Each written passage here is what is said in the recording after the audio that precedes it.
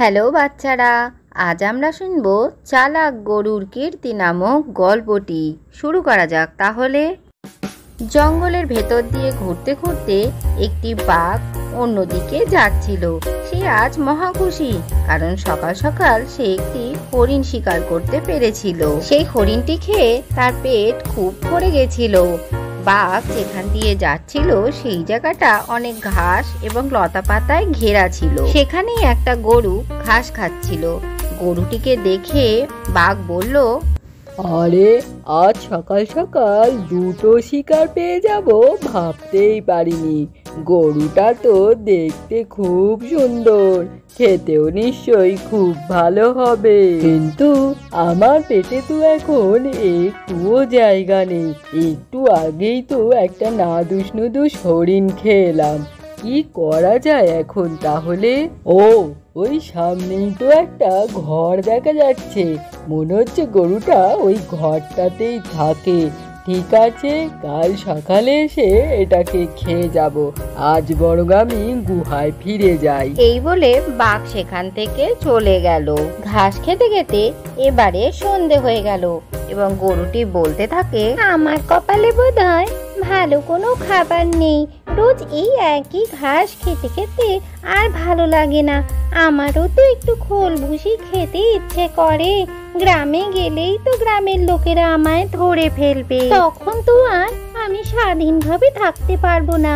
যাকে কি আর করা যায়। সন্ধ্যা হয়ে যাওয়ার জন্য গরু তার ঘরের ভেতরে ঢুকে যায়। পরের দিন সকালবেলা গরু যখন ঘাস খাচ্ছিল তখন সেখানে বাঘ এসে হাজির হয়। কিরে গরু, ঘাস খাচ্ছিস নাকি? হ্যাঁ, দেখছো না ঘাসগুলো কি বড় বড় হয়েছে আর কি সুন্দর। ও আচ্ছা, এই গরুটাকে খেতে গেলে আগে তো এটাকে মারতে হবে, কিন্তু কি করে যে শুরু করি? এখন একে বাঁধতে গেলেই এ পালিয়ে যাবে। আমার তো আর গায়ে আগের মতো জোর নেই। কি ভাবছো বাঘ মামা? না, ভাবছি তুই এই জঙ্গলে একা কি করছিস? তোর বন্ধু বান্ধব এখানে কেউই নেই, আর তোর মালিকও দেখছি খুবই বোকা, যে তোকে এখানে একলা ছেড়ে দিয়ে গেছে। আরে বাঘ মামা, আমার বন্ধুরা তো সব তাদের মালিকের কাছে গ্রামে থাকে। আমি তো রাগ করে এই জঙ্গলে চলে এসেছি। কেন তুই একা চলে এসেছিস কেন? জানো মামা, আমার মালিক খুবই দুষ্টু। আমাকে দিয়ে প্রচুর দুধ দুইয়ে নেয় আর সেটা বাজারে বিক্রি করে প্রচুর পয়সা পায়, কিন্তু আমাকে সেরকম খেতে দেয় না। আর আমি দুধ দিতে না পারলেই আমাকে ধরে মারে। এই অত্যাচার থেকে বাঁচতেই আমি এখানে পালিয়ে এসেছি। কিন্তু তুই এটা মোটেই ঠিক কাজ করিসনি। কিন্তু কেন মামা? তুই এই জঙ্গলে থাকলে তোকে যে কোনো হিংস্র জন্তু পেরে ফেলবে, তার চেয়ে তুই আমার খাবার হয়ে যা। তুমি কি বলতে চাইছো মামা? আমি তোকে মেরে খাবো। গরুটা ছিল খুবই চালাক। সে বুদ্ধি খাটিয়ে বলল, আচ্ছা মামা, তুমি যদি আমাকে খাও তোমার কতদিনের খিদে মিটবে?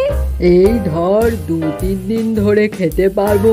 আরে মামা, তুমি যদি একটু বুদ্ধি খাটাও তাহলে এই 2-3 দিনের খাবার তুমি 1 মাস ধরে খেতে পারো। কি সব কথা বলছিস তুই? তোর কি মাথাটা খারাপ হয়ে গেছে? আরে বাঘ মামা, তুমি হলে একটা হিংস্র প্রাণী আর গ্রামের লোকেরা তোমাকে খুবই ভয় পায়। আমি হলাম গৃহপালিত পশু। আমি গ্রামে গেলেই আমাকে ধরে বেঁধে রাখবে, তাই আমি গ্রামে ঢুকতে পারবো না। তুমি গ্রামে ঢুকে ওখান থেকে খড় ভুসি আমার জন্য নিয়ে আসবে। সেই খড় ভুসি খেয়ে আমি হৃষ্টপুষ্ট হব। তারপরে তুমি আমার মাংস 1 মাস ধরে খেতে পারবে। গ্রাম থেকে খড় ভুসি এনে দেওয়া আমার পক্ষে কোনো ব্যাপারই না, কিন্তু তুই যেগুলো বলছিস এগুলো কি সব সত্যি কথা? হ্যাঁ মামা, তুমি জানো না গ্রামের লোকেরা তো তাদের গরুদের খড় ভুসি এইসব খাইয়েই মোটা করে। কিন্তু তুই যদি এখান থেকে পালিয়ে যাস? কি যে বলো না মামা, দেখছো না আমার এখানে একটা ঘর রয়েছে, এটা ছেড়ে আমি কোথায় যাব? আর রাত্রিরেই বা আমি কোথায় গিয়ে থাকবো মামা?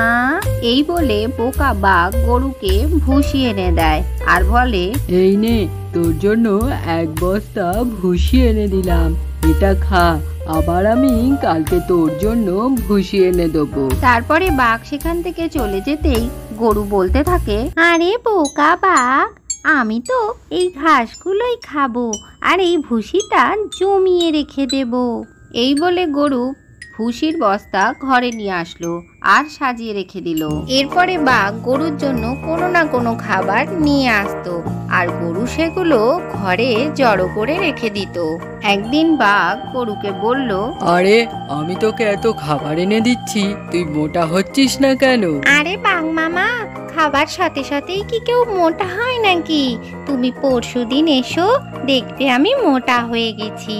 আচ্ছা ঠিক আছে, আমি নয় পরশুদিনই আসবো, এখন আমি চলি। এই বলে বাঘ সেখান থেকে চলে গেল।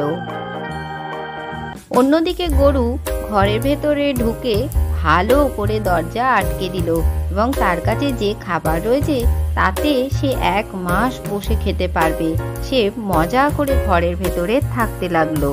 2 দিন বাদে বাঘ সেখানে এসে উপস্থিত হলো এবং দেখলো সেখানে গরু নেই আর তার ঘরের দরজাও বন্ধ। গরু, এই গরু, বেরিয়ে আয়, ঘরের ভেতরে আছিস নাকি?